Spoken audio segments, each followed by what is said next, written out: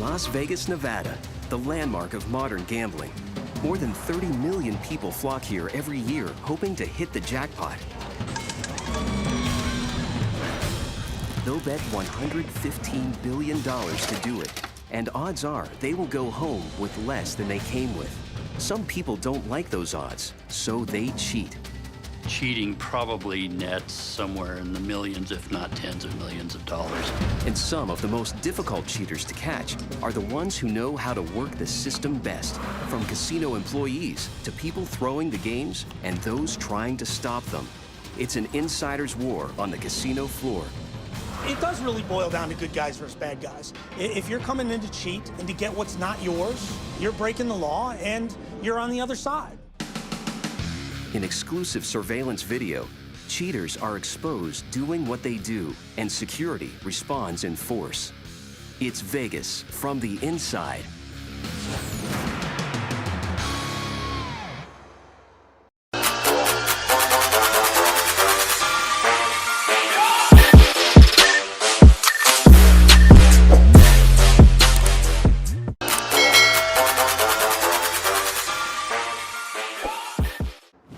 Some of the most common cheats caught on tape are fairly simple. Past posting is making a bet after you know the winning number. Operating as a team, the man at the right of the screen is working with the man at the top of the screen. In an effort to distract the dealer who is not in on the scam, the man on the right places a late bet that is rejected. With the dealer's focus elsewhere, the cheater at the top of the screen adds more chips onto the winning number for a payout of 35 to 1. Other cheats are fairly complex. Here, a woman strategically uses her purse as an attempt to block security cameras. Then, her partner in crime comes in to block with his body. The man seated is using a specially designed tool that's inserted into the mouth of the video poker machine. He's attempting to trick the payout sensor into triggering a jackpot. No matter what they know or don't know about security, cheaters always think they're smarter. Rest assured, the casinos are watching 24/7. And if anything defines security, it's the eye in the sky. I do believe there are more cameras in Las Vegas than Washington, D.C. So here in Las Vegas, Big Brother is watching. It's estimated that there are tens of thousands of surveillance cameras blanketing nearly every inch of every casino. And when something goes down, they will have it on tape. It's eyes where we can't be. So it's a force multiplier, if you will, for the security and the surveillance staff.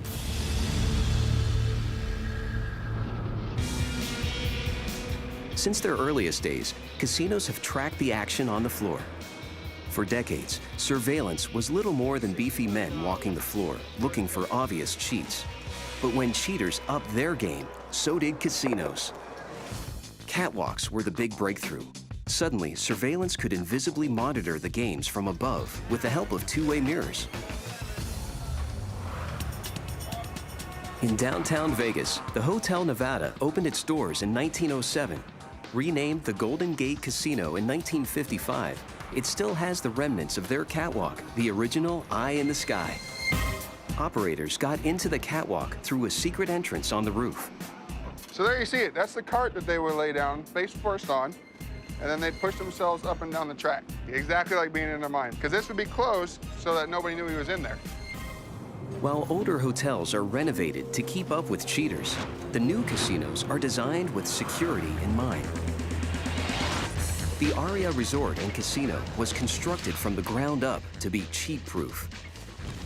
Security Chief Ted Whiting spent more than 3 years helping to design Aria's state-of-the-art surveillance system. Anyone who's thinking of cheating Vegas should think twice, because we're getting better at this, especially specifically at Aria. We're getting really good at it.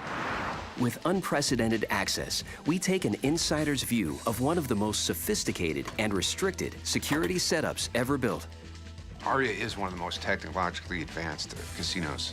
We've got over 1,100 cameras on our casino floor. In the deepest recesses of the hotel's basement is the Surveillance Nerve Center. From here, they can oversee more than 150,000 square feet of casino floor including 145 gaming tables and almost 2,000 slot machines. We have 7 workstations, about 40 monitors, and of course we have access to all 3,500 cameras on this city center campus. Surveillance has come a long way. Even I started in the mid-90s, and the cameras were still pretty good. Back in the old days, we used analog cameras.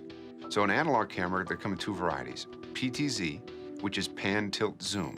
And that means that our operators can move them. They can zoom in and out, back and forward, up and down. The other cameras that we used were fixed cameras. And those cameras are just a camera that sees one spot and doesn't move. So those are good. And we did surveillance for forever, for 30 years with those cameras, and it worked out fine. When we opened ARIA, though, we wanted to take the best of the old technology and blend that with the best of the new technology, which is HD cameras or high-def cameras. And what that allowed us to do is increase our resolution by 3 times. Now we have the luxury of reviewing the video. We can prove that somebody cheated, and we can see it a lot better. In this cheat, the cameras caught what was almost too fast for the human eye. The cheater seated on the left is playing blackjack and wins when the dealer busts.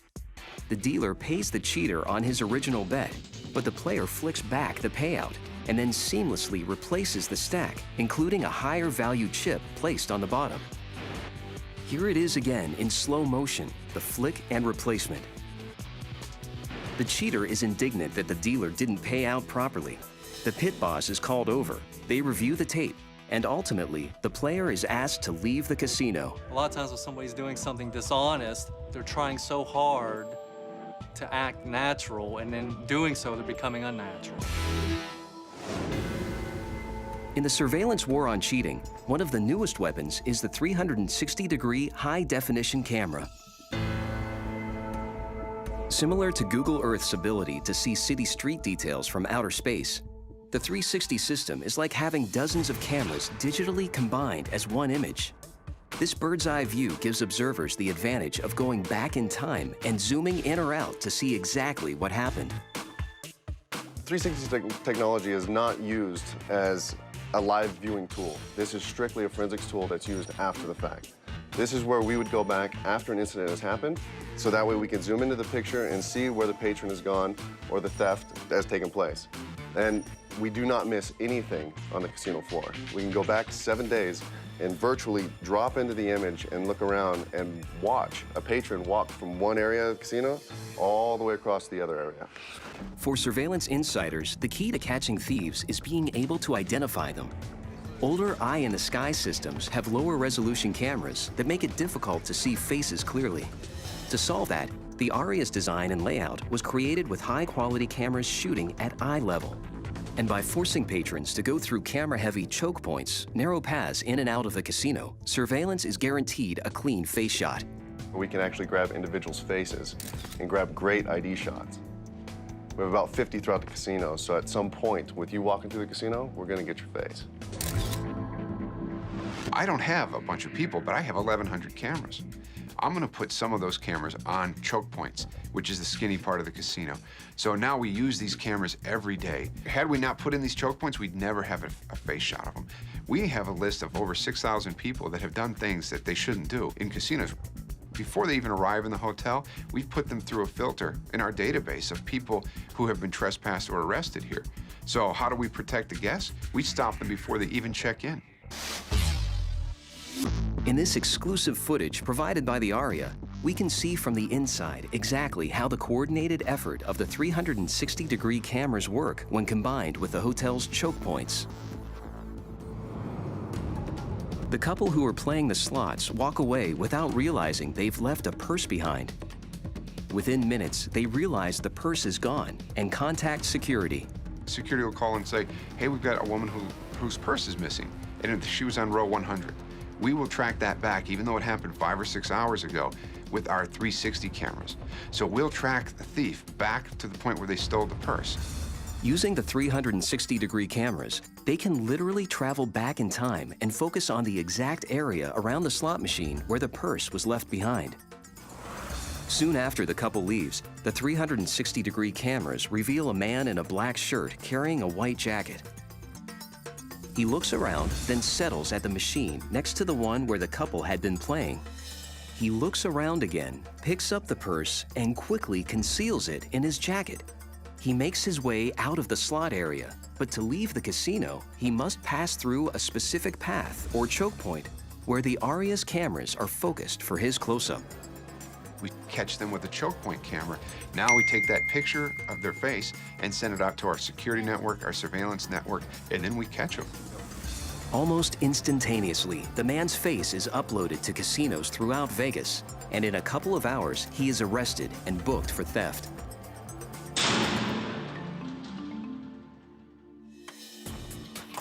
At the Aria, the high-tech security system is a definite advantage.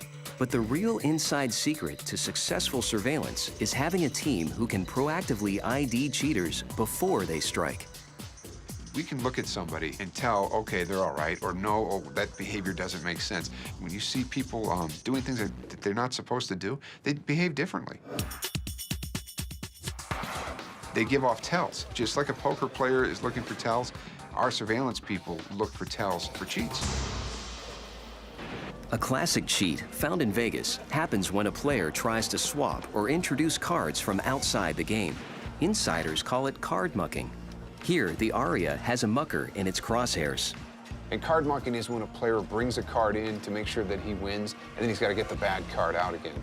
So what they'll do is their hand will be flat on the table. So the other hand moves around and works, and they're drinking their drinks, and they're picking their nose, scratching their head, and this hand works. This hand can't work, though, because there's a card under it. Because each casino has its own proprietary card design, for the mucking to work, the cheater needs to acquire specific cards with the same design and logo. This is often done by sneaking them off one at a time or having an insider who works at a casino steal an entire deck for them. You can see the guy's manipulating the cards in a strange way. When he reaches into his jacket, though, we start to think something might be wrong. Now we see that the card has left our field of view. We can't see it. It's obscured by his hand. Now his hand is attached to the table. It's a perfect example of a flat hand as a tell. Another cheat casinos watch for is known as card marking. We deal our games face up when we can, and the reason for that is game protection. If the cards are face up on the layout, the players aren't allowed to touch them. Therefore, they can't mark them, right? Well, that's not right, because we've got video of a guy right here who's marking cards face up. And he just made a mark. His bet loses, he comes out with $100. While he does it, though, he notches the card. He had a piece of glass attached to his thumbnail, and he was hitting the card every time he collected a bet or he put out a new bet. So he touches the card and marks it with that piece of glass. We suspect this person is cheap. We don't know he is, but we suspect he might be. So when he walks over to the craps table, we think, okay, this is it. Maybe we're gonna catch something here. And yep, he's making late bets in the field, which means he watches the dice land, he sees it's a winner, and then he throws his money down. The funny thing is when he's doing this, we're watching him, we're getting security staged to go grab him. So there was no question, he was found guilty. This was easy, the video never lies. Once they catch the cheaters on camera, hotel security works with Nevada Gaming to make the arrest. We'll make arrests on the floor simply to send a message to both the cheaters and to those who may be involved with them that they're not going to get away with this. Catching the cheater red-handed is important, so speed is everything when it comes to the arrest. Remember the man who was swapping cards? We had security go grab him. They didn't grab him quick enough, though, and he was able to get his arm free. He reached into his jacket, popped the card in his mouth, and ate it. As for the card marker, the glass was still on his thumb when they made the arrest.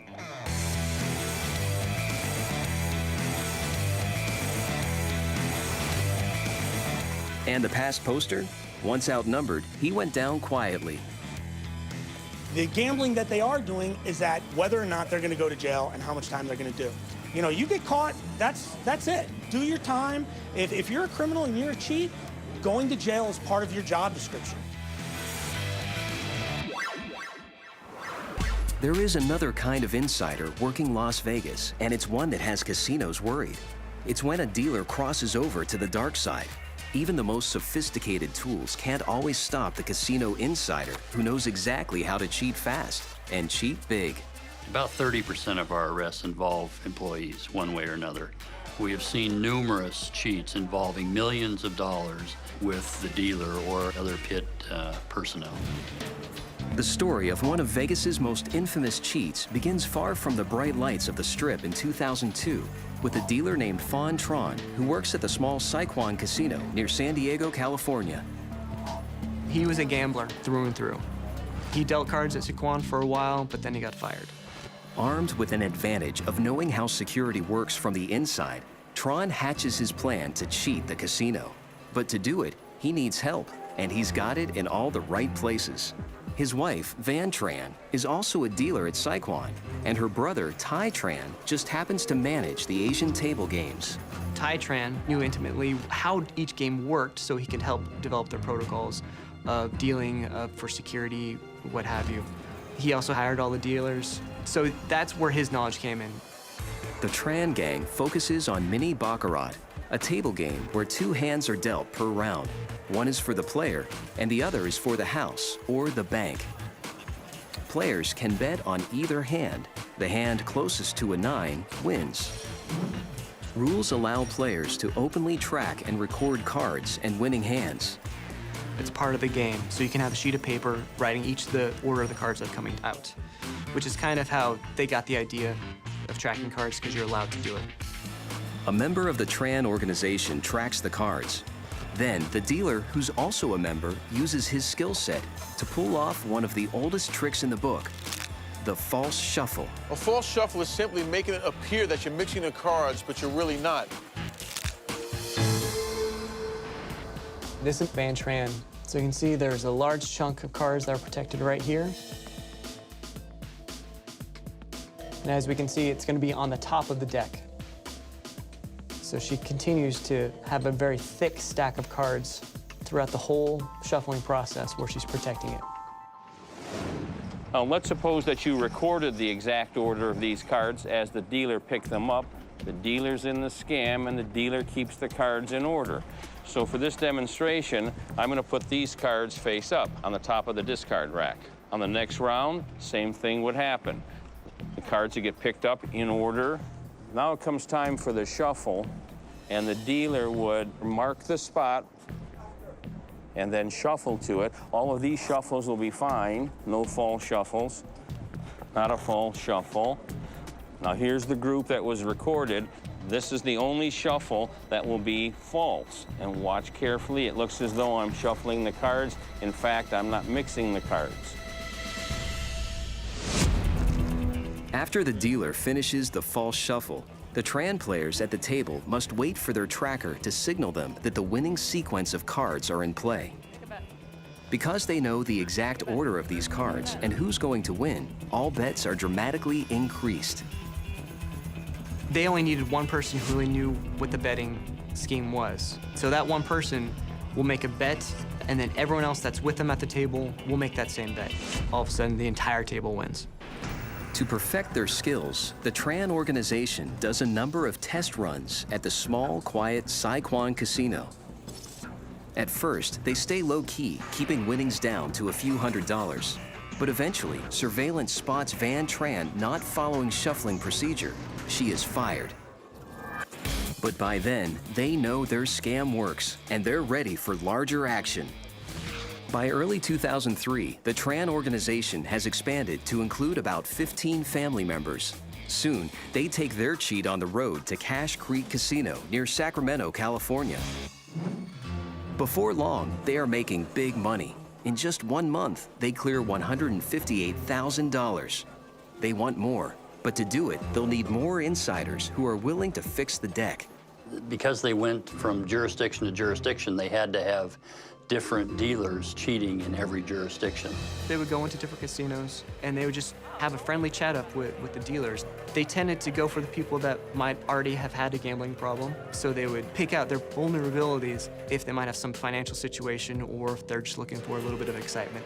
If someone is on the fence about joining the organization, the Tran recruiters get creative. Sometimes Van Tran would go into the casinos and kind of flirt with the guys, trying to get them to, well, maybe we could date a little bit if you want to try doing this cheat with us. And they would just play up that it's a great lifestyle, you're going to be so happy that you joined our organization, and all you have to do is learn how to do the shuffle.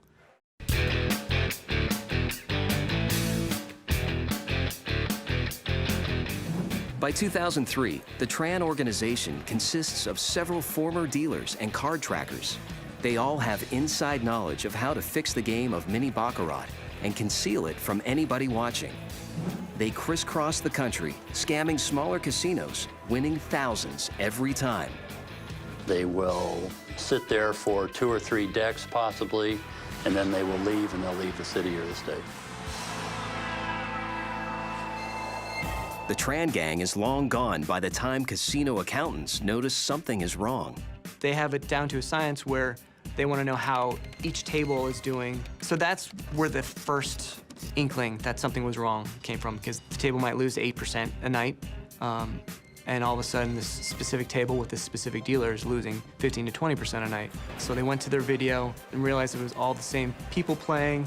Since a lot of these gamblers that are cheating, they're all using their player clubs cards to get the free perks that go along with it.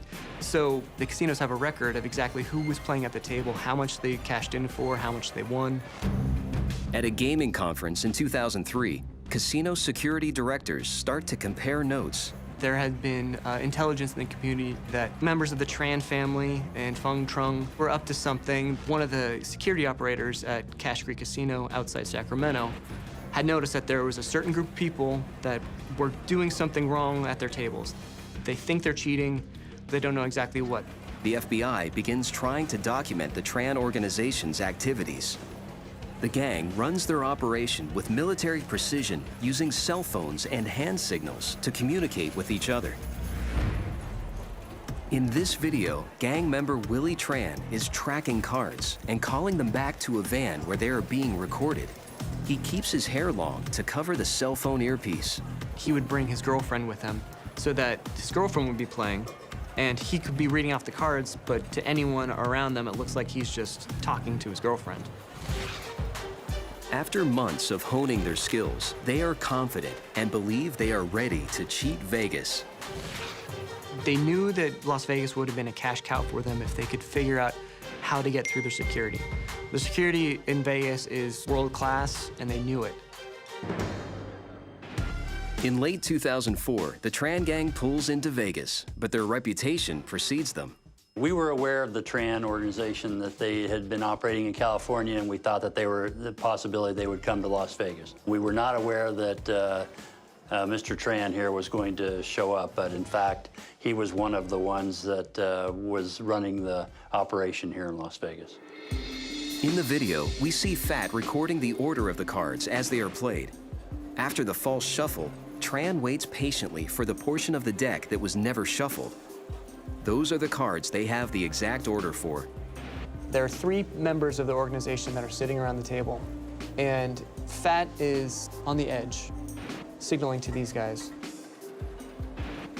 The cards that Fat had recorded earlier start to play out on the table. Here's how it unfolds. Fat Tran signals to the table that it's time to bet. The player in the center bets on the banker, knowing it is the guaranteed winner. Soon thereafter, other Tran insiders put down larger wagers on the same banker bet. This is an instance where they won $18,000 between the 3 of them. After the hit, Fat quietly rips up his handwritten log of the card order and disposes it in 2 trash cans in different areas of the casino. He doesn't know it, but everywhere he goes, he's on camera. Security collects the trash and pastes the baccarat log back together. After 3 years of cheating across the country, authorities have what no one else could get: the hard evidence to bust the gang insider, Fat Tran. They were on him like a hawk at that point. In December of '04, they arrested him for conspiracy to cheat, and several of his members, including the dealer at Palace Station. Their greed, basically, of wanting more money and wanting more casinos to cheat at was their downfall.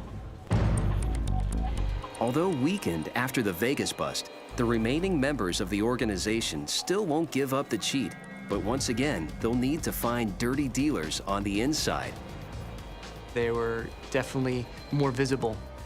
And then since they were spreading out across the country trying to find these casinos, they were introducing a lot of new people to this scheme who went immediately to their security and their supervisor saying, there's this group out here and they're wanting to cheat. The FBI also knows the gang needs dealers and are ready to help them find one. John, how you doing? Hey, man, how you doing? This is the actual undercover footage from the FBI sting as they catch insider Fawn Tron trying to recruit a dealer. We have a confidential informant who actually was a former dealer that was approached by the trans. He got caught, and now he's trying to work off the beef. And he's introducing an undercover agent, who is this other gentleman. The undercover agent is posing as someone that's a dealer.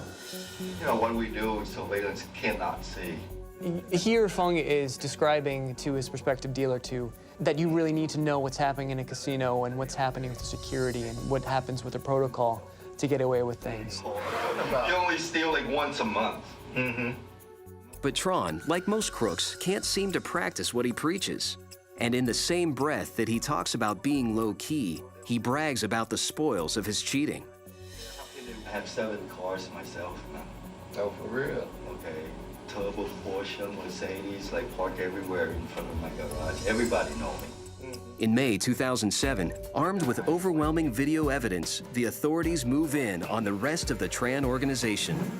Fawn Tron and 46 other members of the gang are indicted for racketeering, money laundering, and theft. Fawn Tron is sentenced to 70 months in prison and ordered to pay back millions of dollars to the casinos and the IRS. Tai Tran is sentenced to 54 months in prison. In January 2011, Van Tran pleads guilty to racketeering charges and is awaiting sentencing. We were able to prove that they had cheated $7 million over the course of the scheme. We do believe that they took more than that, but we were able to prove $7 million. Not every insider comes from the casino. In the world of betting on professional and college sports, all it takes is an athlete who crosses the line to become the ultimate insider. Sports betting is big business in Las Vegas. In just 1 year, $2.4 billion was legally wagered at casino sportsbooks. And where there is money, there are cheaters.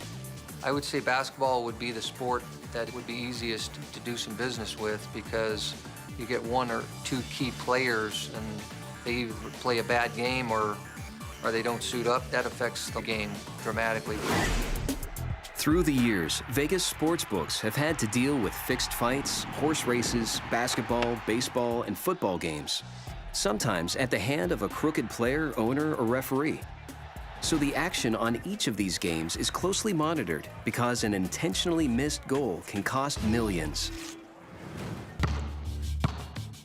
Stephen Smith of Dallas, Texas, has been shooting hoops since he was 6 years old.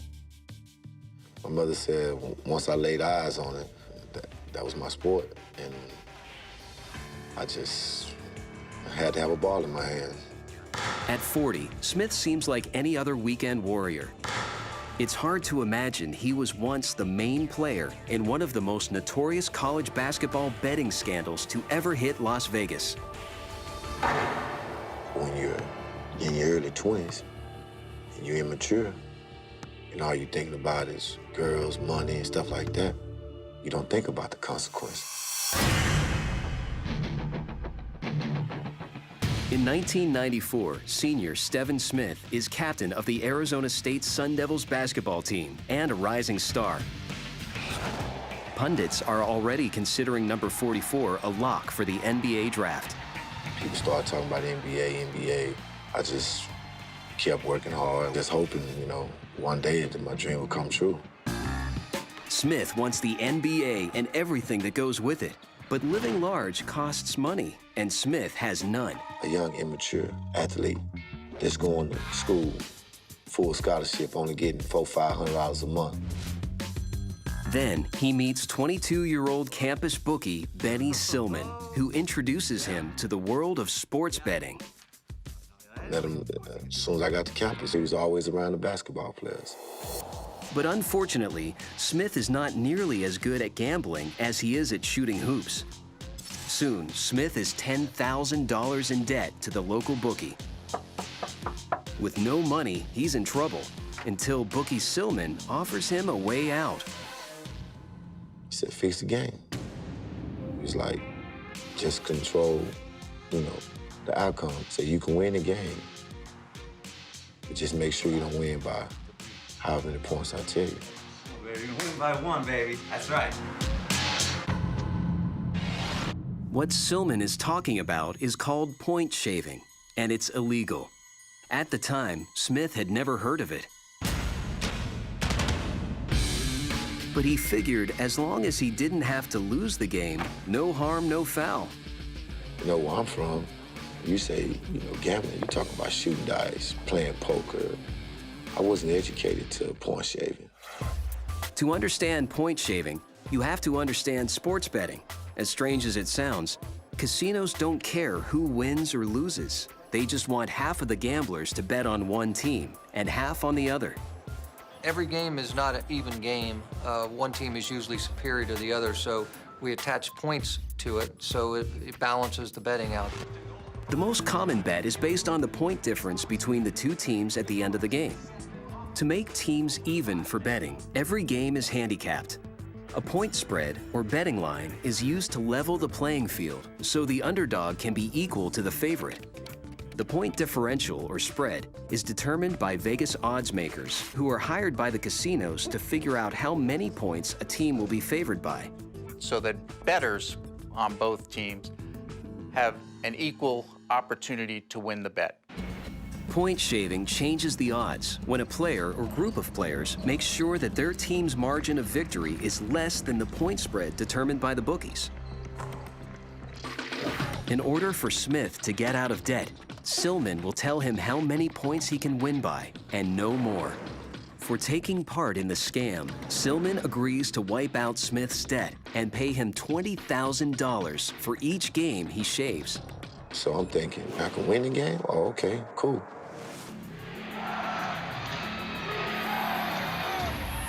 On January 27, 1994, Silman and Smith kickstart their scam against Oregon State. Las Vegas oddsmen set Smith's ASU as 14-point favorites. Silman and gang bet heavily on Oregon State. Smith fixes the game by slacking on defense. The Sun Devils win, but only by 6 points. Since ASU doesn't cover the Vegas spread, Silman wins. After the game, campus bookie Silman delivers Smith's payout, $20,000 for a job well done. Did I accept the money? Yes. I was trying to live that fast life. Silman and Smith fixed 2 more games without drawing any heat.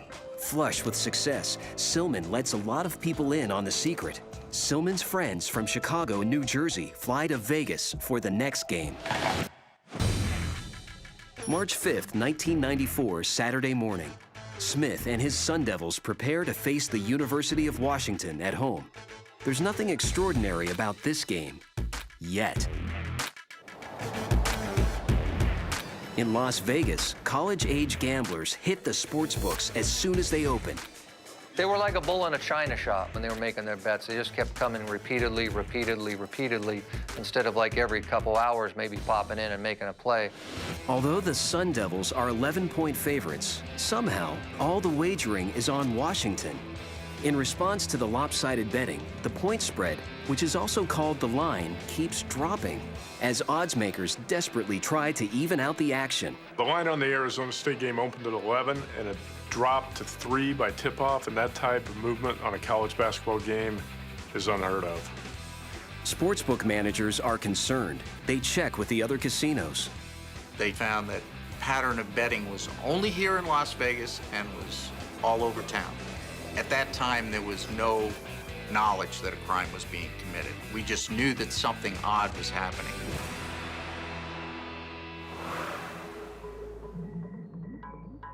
The betting action is way out of the ordinary. Suspicious sportsbook managers alert the NCAA.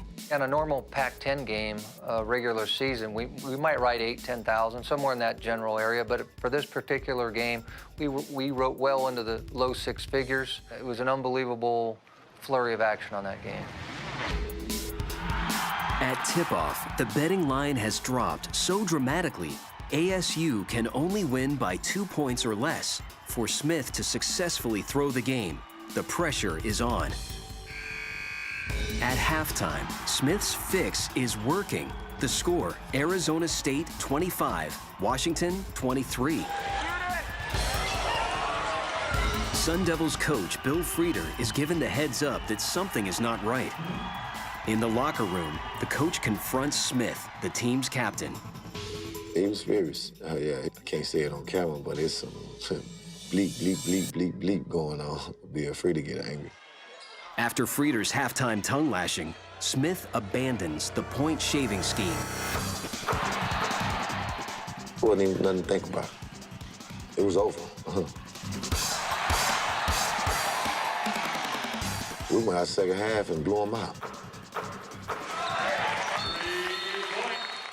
Most observers reported this game as a game of two halves. The first half, ASU was totally inept, and the second half, they were, Final Four quality team. The Sun Devils crush Washington 73-55. Everyone who bet on Washington is out of luck. Smith knows he has to face an angry Silman who lost all of his bets. Since we lost the game, I'm thinking, the same money he was giving me, I had to give to him. I go home, Benny's there, so I'm saying, don't worry about it, man. I got your money upstairs. So I was prepared to give him $40,000. It's like, nah, it's bigger than that. Like, what the hell you talking about? You scared?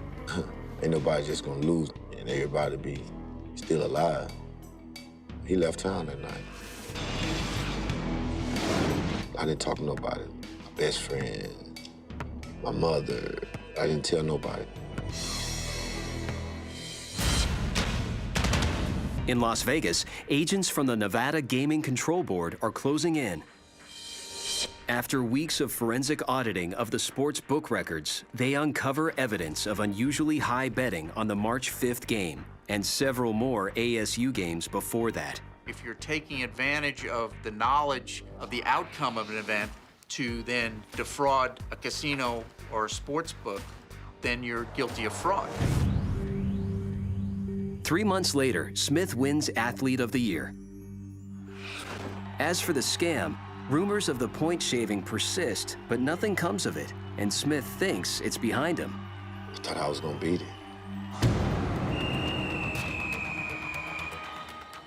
Then, in June 1994, Smith's big moment arrives, the NBA draft.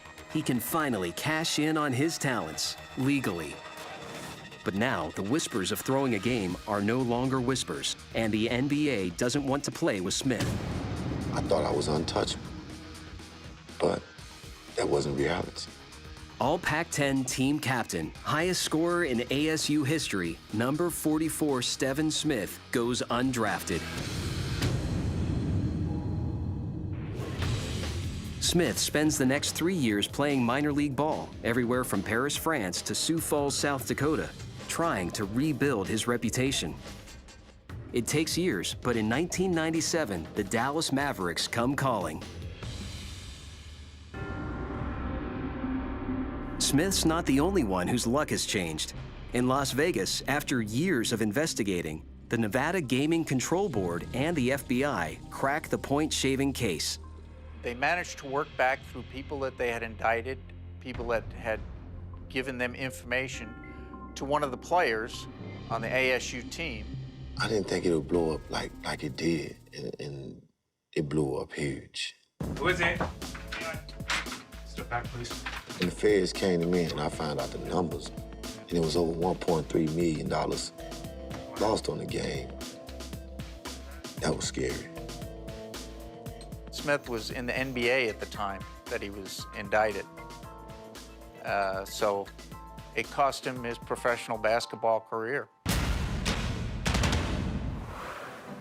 In November 1999, Smith goes before a judge and gets a year in prison and a new number. Going from Stevick Smith to 010444748, that was my federal prison number. I mean, if that ain't real, I don't know what the hell is real. Smith is released from prison in 2000. Won the European Cup. They don't never talk about that. They'll never talk about the fact I had a 3.5 GPA, that I was the male student athlete of the year. I beat Ifea Mixon, who's now one of the top golfers in the world. They don't talk about that. They don't talk about the records I still have right to this day, not only in the Pac-10, but at Arizona State. You just only hear Stephen Smith, the one who point shaved. That's just something I got to live with for the rest of my life, you know? There are two kinds of insiders when it comes to cheating Vegas. Those who are cheaters and those who are watching cheaters. A cheat when he comes into a casino is very different than a tourist. He's looking for something. He's observing the dealers. He's watching what's happening. He doesn't see the lights. He doesn't see the flashing signs. He sees what we're doing and the money he's gonna take from us. And here are 7 of the most common cheats demonstrated in detail by our own insiders. These scams are what the surveillance professionals are looking for every day.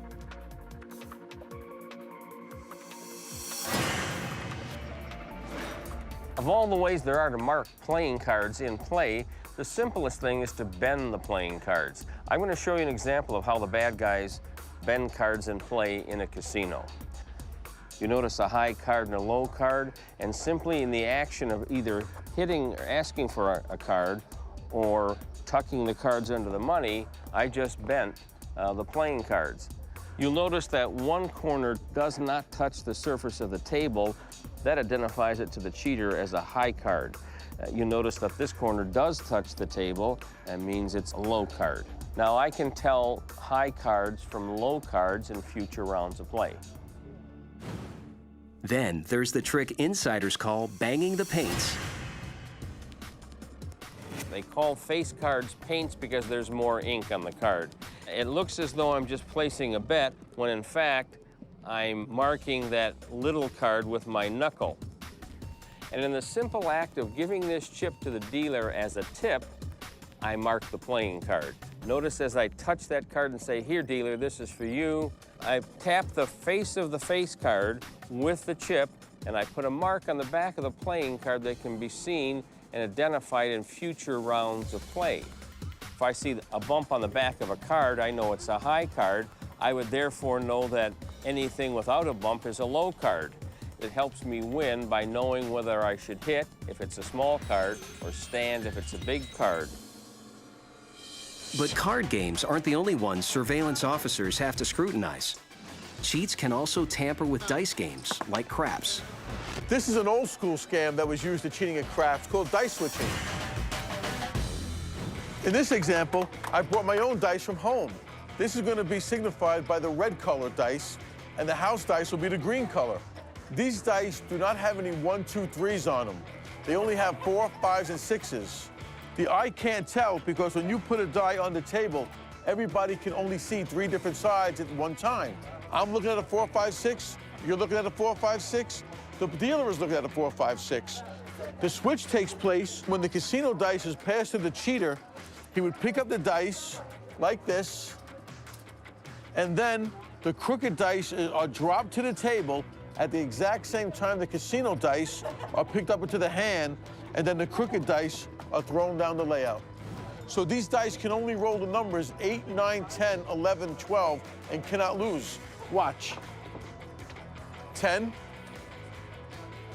12. That was a great one. I would have won a lot of money on that roll.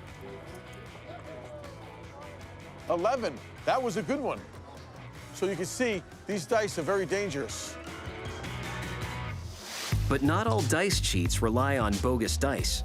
Some rely on good old-fashioned sleight of hand. One of the most common methods of cheating at craps is known as a slide shot.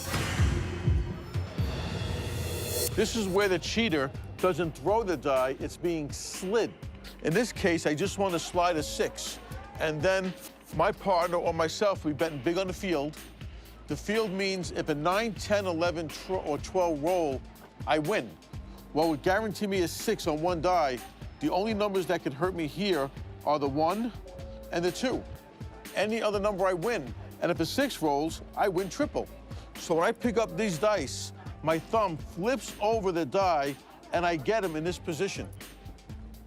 When the dice are thrown, The back die is thrown legitimately, but that 6 isn't being thrown, it's being whipped out of the hand. This whipping action gives the illusion that the dice is being thrown, when in reality it's being spun. So if I take that 6, when I throw it, that 6 isn't being thrown, it's being slid along the layout. This is definitely one of the better ways to take off a crap game, for the simple reason is you're using the casino's own equipment against itself. You're not bringing in anything from the outside. Hand mucking is the art of switching cards in play. I'm going to show you how that switch might happen in the game of blackjack. In order to switch cards, you have to have one of the casino's cards, so you steal the card in advance or corrupt someone to get you one of the cards. And in this case, I have one of the casino's aces. I add the ace to the game, steal the 6 away, and now, voila, I have the blackjack. And if I want to clean up, then I go to the sleeve.